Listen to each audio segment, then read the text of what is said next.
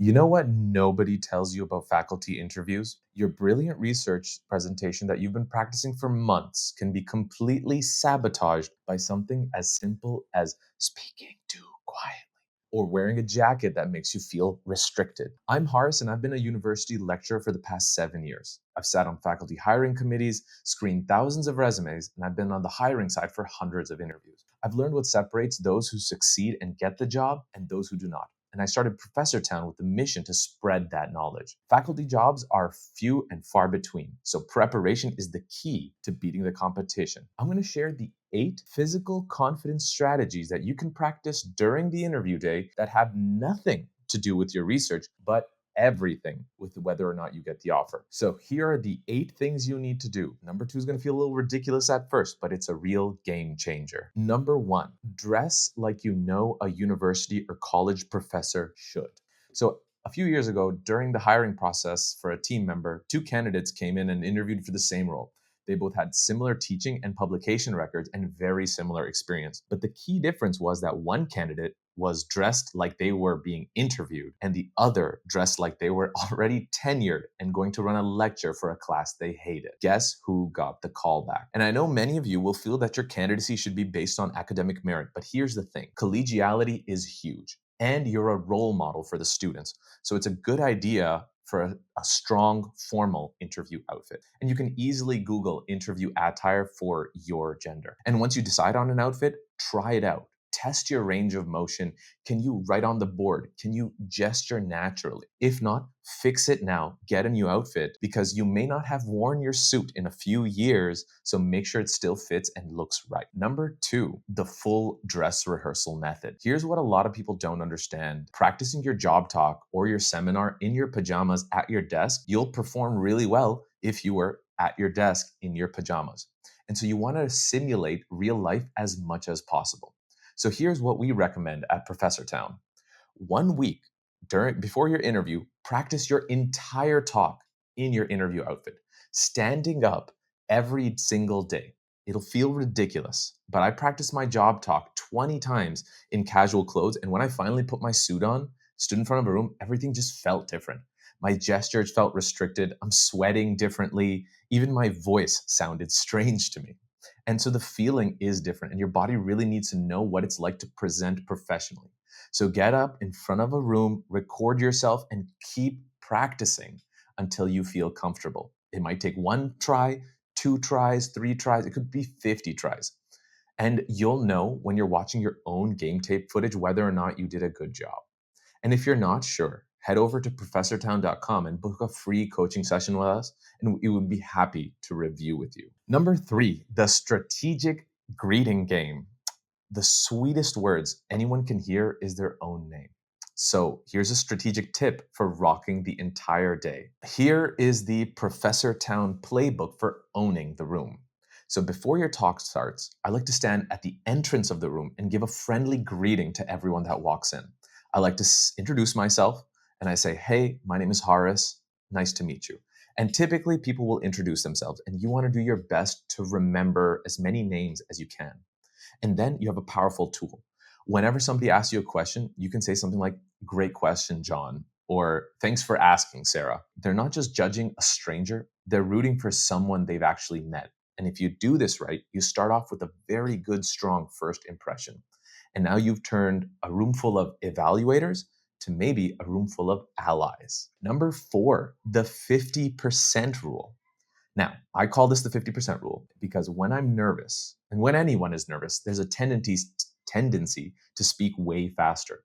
And in those large lecture halls, normal speaking just doesn't cut it. And so I recommend people try to speak, or at least for myself, this is what I found works best: speak 50% slower than natural and 50% louder than that feels comfortable. And so every academic I've kind of spoken to speaks a little too fast when they're nervous. And your brilliant insights really need time to land.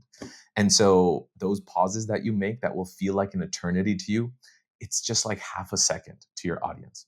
And so this is where practice comes in. I like to record myself giving my job talk, practicing the slow manner of speaking. And you can even tell in this video, right? I'm speaking a little slower than I would normally. Like, this is my normal speaking rate. And during conversation, this is fine, but during a presentation, you really want to slow it down. And you can even feel the impactfulness of what I'm saying if I just slow it down. And so this is the test that I like to use. If it doesn't feel a little awkwardly slow to you, it's a little too fast. All right. Tip number 5 is the triangle eye contact. It's a dead giveaway that a faculty interviewee is not going to be a good lecturer if you just read off the slides, not looking at the audience. And so looking at the audience is a subtle signal that you're actually comfortable with what's going on. So here's an easy and practical tip that helps our candidates rock their job talk seminars. Don't just randomly scan the room. You're not scanning the room for threats. Create triangles. That's what I like to do, and that's what we recommend. Create triangles. The left section of the room, the center section of the room, and the right section of the room. And what you want to do is complete entire thoughts as you look around the room. And this ensures that everyone feels included and you look confident, not frantic or panicked. Number 6, open body choreography. And so, whether we like to admit it or not, giving a lecture to a room full of students isn't just education, it is part performance. And one of the most important elements of a good performer is body language. So, here's how I like to manage my body language to appear way more confident during my job talks, my seminars, or my lectures. My hands are never in my pockets. That's my general rule. My hands are never in my pockets. And they're only clasped in front of me for very short periods when necessary. I try to keep my hands typically at ribs level and or higher and moving alongside my voice. And if you're not comfortable with hand gestures during presentations yet, then the key to success is practice. And so think teaching stance, not defensive stance. You're sharing knowledge. You're not protecting yourself from any sort of attack. And so your body is going to speak a lot earlier than your mouth. And so make sure it's saying that you belong here, that you're prepared and you're ready for what's about to come and you're comfortable in front of a lecture hall. Number 7, a very unconventional tip for faculty members and lecturers, but it saved me during so many lectures and seminars, job talks, poster presentations. And that is my number 1 tip if you have no time for anything else. Stay hydrated. And you're probably wondering, how on earth does staying hydrated help? Well, the number 1 reason you get choked up or your words stumble a little bit or sometimes you mumble is that you're dehydrated and your throat, when it's dehydrated, is constricted. And so water is a tool to give you a second to breathe. It will help your throat stay hydrated so you don't choke up or have your voice crack. And small sips every few minutes is the key to success. So place your water bottle strategically at the podium so you can easily reach for a sip during your talk and make sure it's near you during the Q&A period.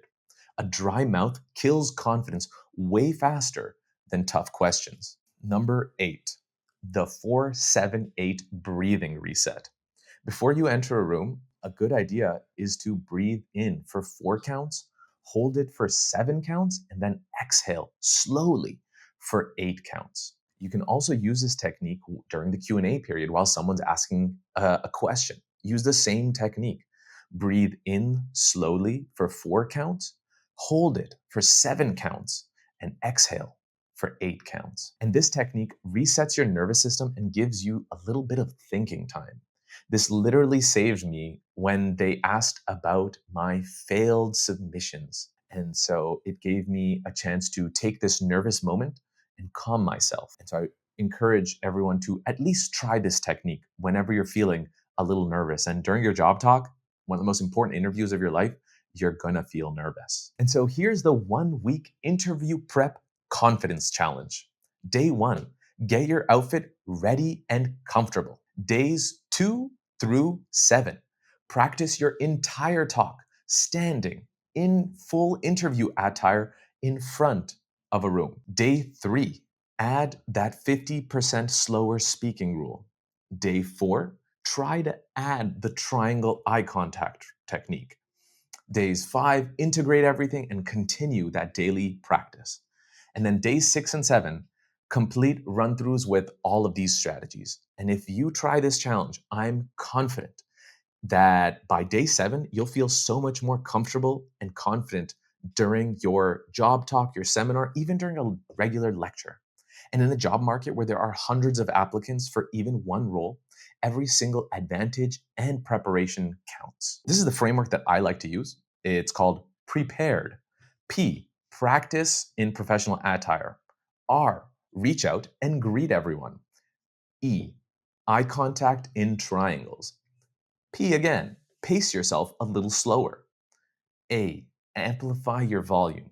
R, relax through your breathing. E, expand your body language.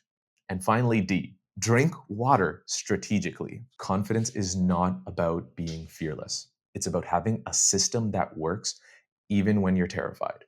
And so these 8 strategies, they are your system. Screenshot this, save this, actually try this 1 week challenge. Which one of these 8 do you struggle the most? Practice and preparation is the key to success. If you have any questions, please reach out to us at professortown.com. You can find a free coaching session on the website. You've got this. Now go practice in your suit.